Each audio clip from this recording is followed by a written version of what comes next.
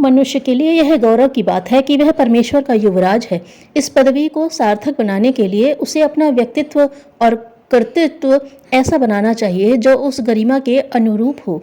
इसके लिए अपनी निजी पवित्रता और प्रखरता उच्च स्तर की विनिर्मित करनी चाहिए।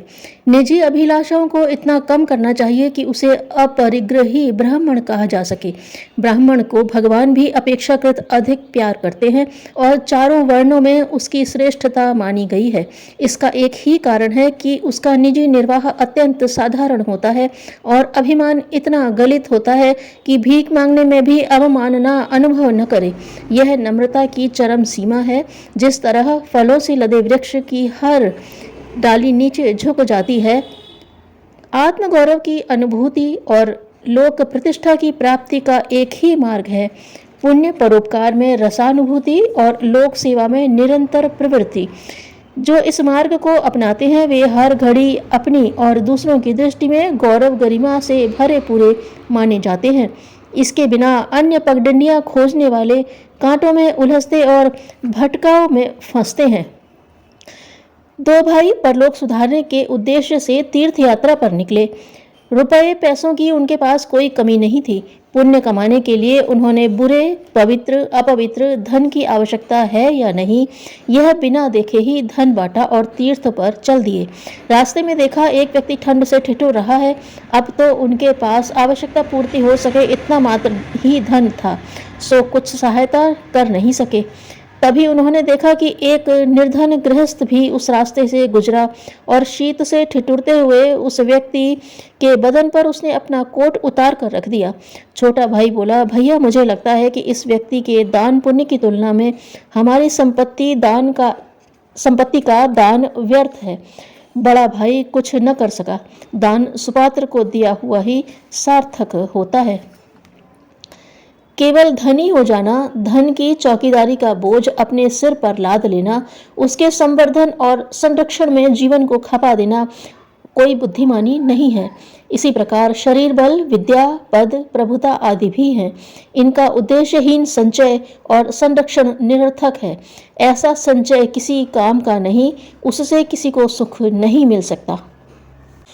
नेहरू जी को अल्मोड़ा जेल से रिहाई मिली थी। लौटते हुए अपने एक मित्र के यहाँ नैनीताल गए। कुछ दिन बाद लौटने का प्रसंग उपस्थित हुआ। नेहरू जी ने अपनी एक एक वस्तु एकत्रित की और बांधने लगे। मित्र महोदय बोले कि लाइए मैं बांध दूं। इस पर पंडित नेहरू तपाक से बोले, क्यों, क्या मेरे हाथ नहीं है? व्यक्ति की महानता का सर्वप्रथम गुण होता है अपना छोटे से छोटा काम स्वयं करना, दूसरे का भी करने में न हिचकना। एक बाप के कई लड़के थे, सभी बहुत चतुर। खराबी इतनी थी कि वे अपने को बहुत बुद्धिमान मानते थे। कुशलता पर अहंकार करते और एक दूसरे से बात बात में टकराते रहते थे। बाप ने नशा उतारने की सोची, सो एक कटोरी चीनी और मिट्टी मिलाकर वहां रख दी जहां चींटियों का बिल था। लड़कों को बुलाकर कहा वे लोग चीनी और मिट्टी के कण अलग अलग कर दें। लड़के लगे रहे। बहुत समय बीत जाने पर भी अभी चौथाई काम नहीं निपटा और खींच कर चले गए। रात गए, बाप लौटा तो उनसे उसे अलग करने के काम को निपटाने की बाबत पूछताछ की। लड़कों ने अपनी असमर्थता कर दी। बाप वहां गया जहां सम्मिश्रण बिखरा पड़ा था। देखो तो उसमें से चीनी नदारत। बाप ने पूछा, बताओ तुम में से किसने चीनी निकाली? लड़कों ने फिर अपनी गैर जानकारी व्यक्त कर दी। बाप ने कहा, देखो उसे छोटी सी चींटियों ने मिलजुल कर बीन लिया।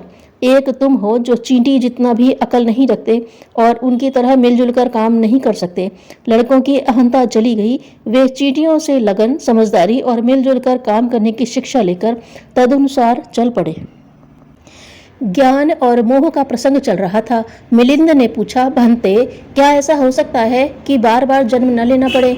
उत्तर में तथागत ने कहा, जैसे भुना हुआ चना खेत में किसी प्रकार भी नहीं उगता, उसी प्रकार ज्ञान की अग्नि में मोह को जला डालने पर बार बार जन्मना मरना नहीं पड़ता। मोह ही मृत्यु का कारण है। जब स्वर्गलोक से विश्वकर्मा धरती पर आए तो उन्हें भगवान ने 2 कलश दिए। एक में ज्ञान भरा था, दूसरे में सुख। उन्हें आदेश दिया गया था कि ज्ञान को अपने पास संभाल कर रखना और सुख को बांटना। धरती पर आते ही ब्रह्म जंजाल ने दोनों कलशों को बदल दिया। वे ज्ञान बांटने लगे और सुख अपने पास रखने लगे। फलतः उन्हें जो सेवा कार्य सौंपा गया था वह निरर्थक चला गया। सुख बांटना ही सच्चा ज्ञान है। धन्यवाद।